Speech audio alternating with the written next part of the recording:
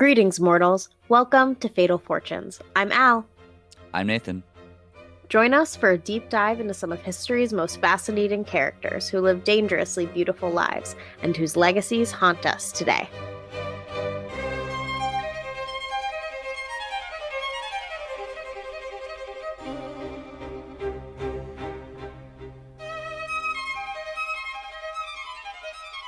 Hello, everyone. Happy Tuesday, or whatever day of the week that you are listening to this, and we are back with another episode of Fatal Fortunes. We are almost at the end of Season 2.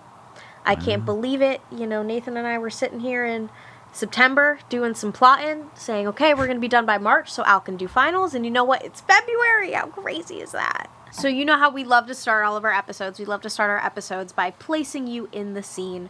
So we're going to place you in the year that Mr. Sindika was born, and that was 1972. In 1972, the RMS Queen Elizabeth was destroyed by fire in Hong Kong Harbor. Sheikh Mujibur Rahman declares himself president of a newly formed Pakistan. You're so good at those. I try. There was a coup in Ghana. You know how I love my coups. Queen Margrethe II of Denmark becomes queen. She is the first queen regnant of Denmark since 1412. The Dallas Cowboys won their first Super Bowl. You know, it really skyrocketed them to be America's team. Shirley Grisham announced her candidacy for president. Woot woot. The Winter Olympics were in Sapporo, Japan. I had a Sapporo beer t-shirt that I wore to high school a lot, and one day a teacher was like, aren't you not supposed to wear stuff like that to school? And I was like, this is for the Olympics. Yeah, come on. Excuse you. Beer? What's beer? I hardly know her. I hardly know her, exactly. I don't even... What is fermentation? I wouldn't know. Angela Davis was released from jail. You know, she's the queen of my universe. They had the first Boston Marathon where they allowed women to compete. Wow. I know. Pretty young. Only 50 years that women have been competing in the Boston Marathon. Motown moved to Los Angeles. And then there are some births this year. Billie Joe Armstrong of Green Day. Shaquille O'Neal. Common. My mom. Notorious B.I.G. Octavia Spencer.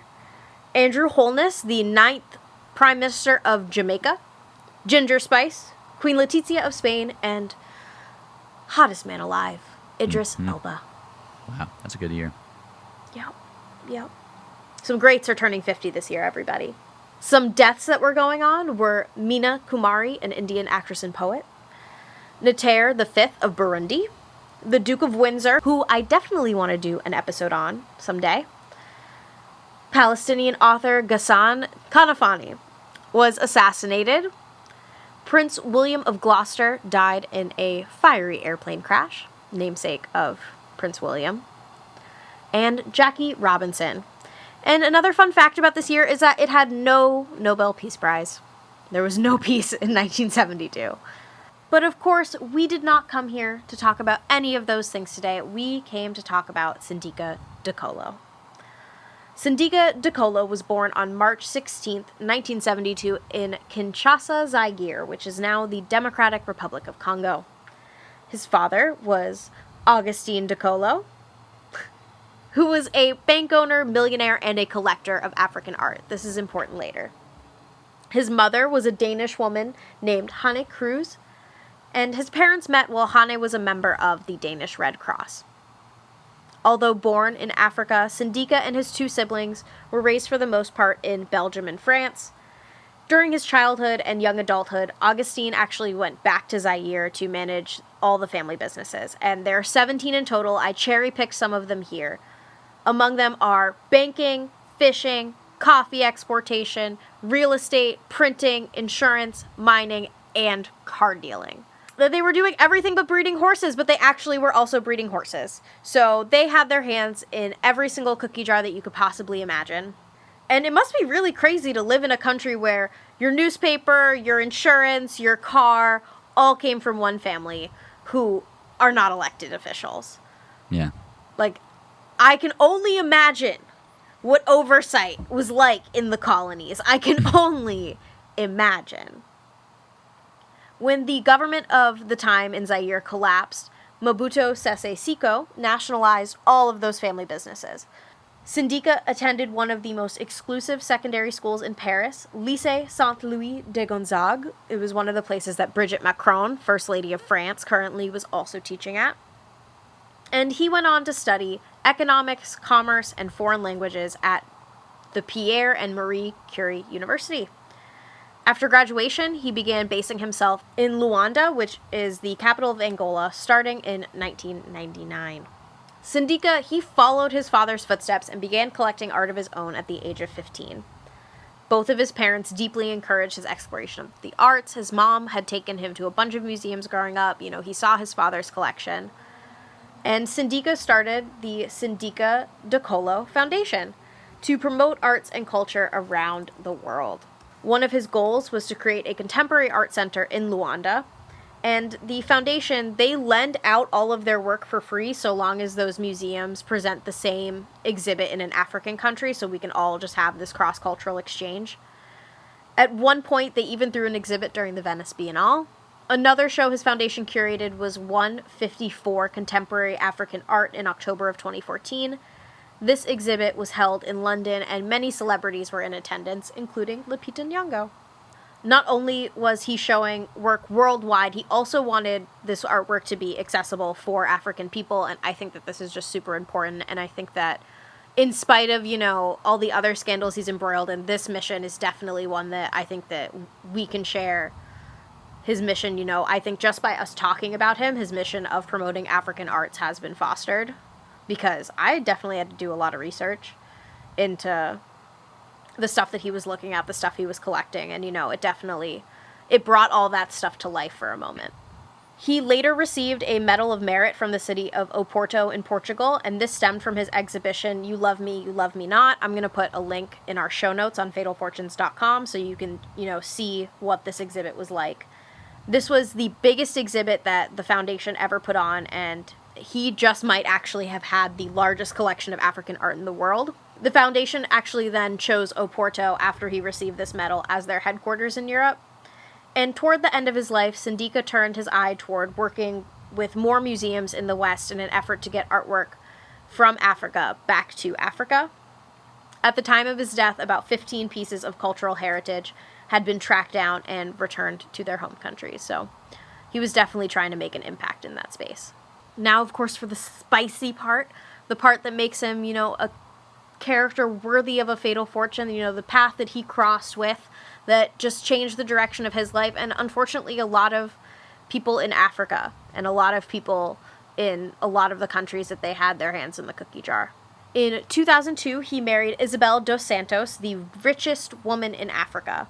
She was the eldest daughter of José Eduardo dos Santos, former dictator of Angola, and even if he was quote-unquote democratically elected, if you're in power for 38 years, you're a dictator. It doesn't matter. If you cannot leave that position of power, I don't care about what destabilization you think is going to come from you leaving power. There's going to be just as much if you stay in power forever. That's just I think a lot of the post-colonial problems are linked to this dictator being put in a position of power that they've had from before my parents were born into my lifetime. That's ridiculous. And his first wife, who was a Russian woman named Tatiana Kurkanova. Isabel's estimated net worth exceeds about $2 billion. And it's not a coincidence that they were doing so much business in Portugal, because Isabel is actually in debt about $340 million. And investigations into her in Portugal are ongoing at the time that we're recording this, so we're just going to say allegedly, even though in some European countries, you are guilty until you prove yourself innocent. So they fled Portugal. They had been living there for a while, but they fled Portugal with their 3 children for the UAE. And that's where they had been living at the time of Sindika's death. And in December 2021, just a couple of months ago, she was banned from the United States for significant corruption. The scandals that follow might shed some light as to why she's been banned. But full disclosure, I really don't know a lot about stocks. Al, what do you know about stocks? I know what my accounting teacher says, and then I don't get it. And then I watch a video about it, and I still don't get it. But I write down what the video said in hopes that someday it'll make sense. Yeah. I feel like I've done similar things, but I have no idea, so I just want to put that out there. But it looks like, from what we're reading on the reports of Sindika's scandals and Isabel's scandals, looks like both of them were on the wrong side of multiple corrupt deals. The main one we need to talk about is the one with the Angolan-backed diamond company Sodiam. Not sodium, Sodiam. In 2012, both Sindika and Isabel had bought a major stake in this Swiss company, with Dokolo and his team managing the Swiss luxury jewelers in the store called De Grisogno. In a document dubbed Luanda Leaks, it was revealed that the organization was part of a huge money laundering scheme that funneled billions of dollars into the pockets of the former First Family. And then in January of 2020, the company filed for bankruptcy after pumping millions in government money into the brand. Of course, Isabel denies this, claiming, quote, "The allegations which have been made against me over the last few days are extremely misleading and untrue. We will seek to clarify our position in relation to the latest accusations. This is a very concentrated, orchestrated, and well-coordinated political attack ahead of elections in Angola next year," unquote. These rich people bought land up for very reduced prices, evicted people who lived there on that prime beachfront land, took money from private banks in which Isabel was the largest shareholder of, and gave none of this money back to the Angolan people. Dokolo also had invested money in oil, real estate, and telecommunications in countries such as Angola, Switzerland, Mozambique, Portugal, and the UK.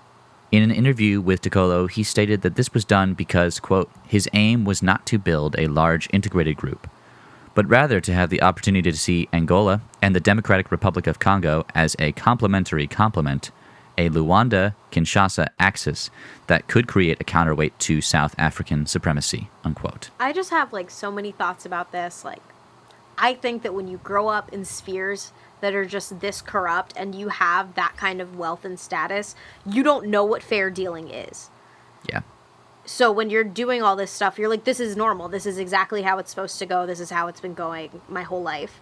And the fact that one unelected person, Sindika, can have the power, along with his wife, to form like a conglomerate of countries is just so crazy to me. And yeah. I don't get how you have enough hours in the day to manage all of that stuff. How do you have enough time to be an art collector, a telecommunications czar, a secret government, I don't know, sinister cabal doer? I don't know.